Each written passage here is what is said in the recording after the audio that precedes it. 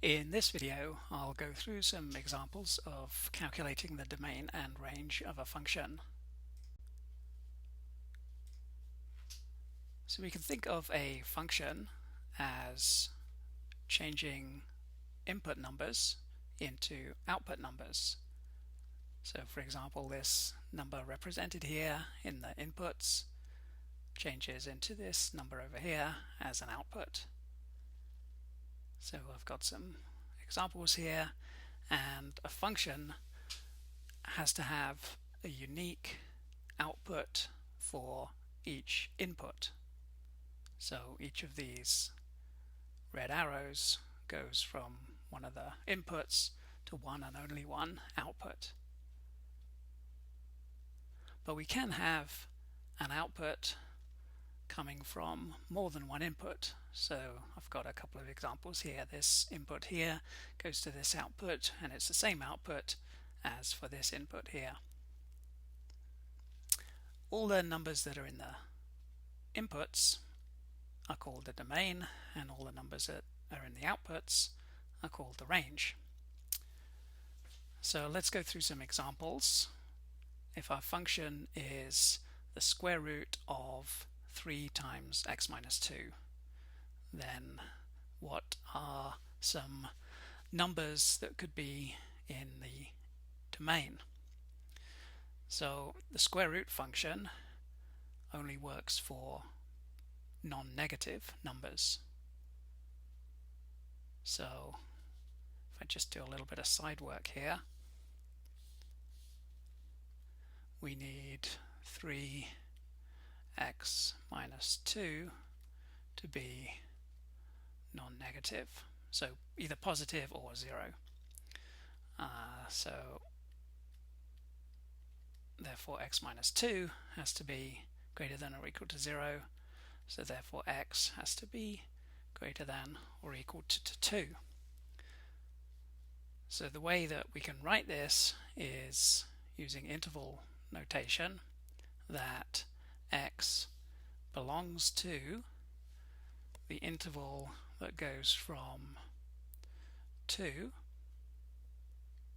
up to infinity,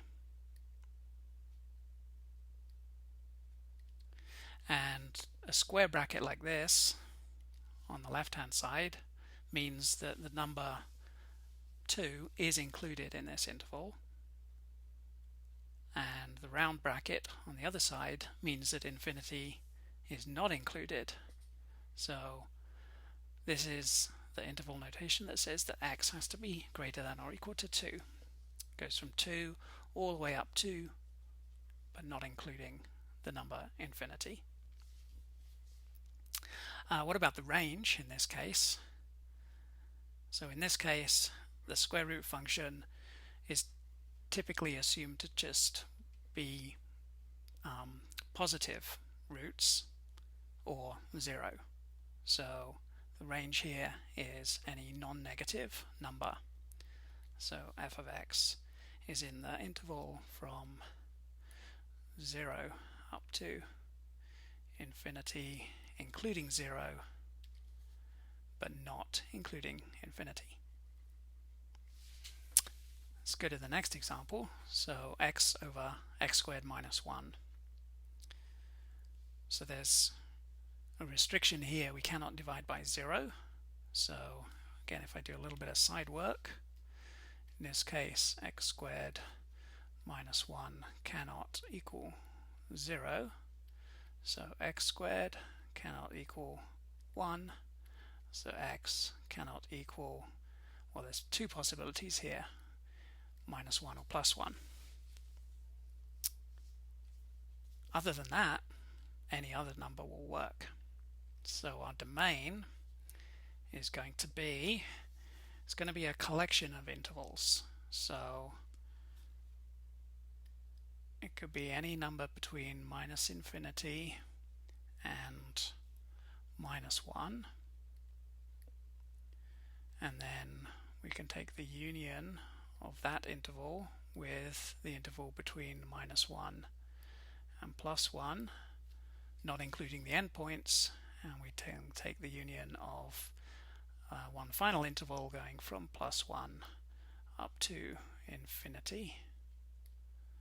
So this is a way of representing a number x that can be anywhere between essentially -infinity and +infinity, but excluding -1 and +1. What about the range in this case? Well, this function can result in any real number all the way from -infinity to +infinity. So one way to write that is to say that f of x belongs to the set of real numbers. Let's do the third example. So f of x, square root of x over x minus 1. So we've got a couple of restrictions here. So first of all, we cannot divide by a number equal to 0. So x minus 1 cannot equal 0. So x cannot equal +1. And then the square root function only works for non-negative numbers. So we require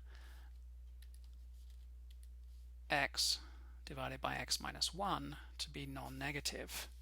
So what restrictions on x are going to result in a non-negative number here? Well, let's think of a couple of cases. If x is less than or equal to 0, then x minus 1 is less than or equal to -1. So putting these together, thinking about x divided by x minus 1, we're going to have a negative numerator and a negative denominator. So a negative number divided by another negative number is going to be a positive number. So x over x minus 1 will be non-negative, which is what we want, because then we could take the square root of it. So that gives us one restriction on x. What about if x is bigger than 1? Then x minus 1 will be bigger than 0. And putting these two together, we'll have positive divided by a positive. So x over x minus 1 will be greater than 0. So again, that gives us another portion of the number line where this function will be defined. So let's put that together in interval notation. So x can be anywhere between -infinity and 0, and it can be 0 because then we would have 0 divided by -1, which is 0, and take the square root of 0, you get 0. So it is defined, the function, for an input of 0. And then we take the union with the interval between 1 and infinity, but not including 1, because if x equals 1, this function is not defined. And then what about the range? So again, we think of the square root function as only giving us positive square roots, or 0. So f of x can be a non-negative number, but we have to be a little bit careful because we cannot get a 1 here as a result of this, applying this function. The only way we could get a 1 here would be if x and x minus 1 were the same, but clearly x and x minus 1 cannot be the same. So therefore f of x is any number between 0 and 1, including 0 but not including 1, and then any number greater than 1. So that's the range in this case. Okay, well, last example, f of x equals absolute value of x minus x. So there's two cases here for negative x and positive x. So let's write down what that means. If x is negative, then absolute value of x would be minus x. So it would have minus x minus x, so it would have minus 2x. That's if x is negative. And then if x is positive, we're going to have x minus x, so we'll have 0.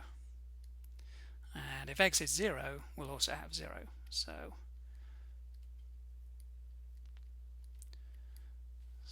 that's what the function looks like. And so are there any restrictions on the value of x in the domain? No. We can input any real number and we'll be able to evaluate this function. And what about the range? So the range, so looking at the function, we've got minus 2 times a negative number, so that's going to be a positive number, or 0. So the range is going to be in the interval between 0 and infinity, including 0. So that's a few examples of calculating the domain and range of a function.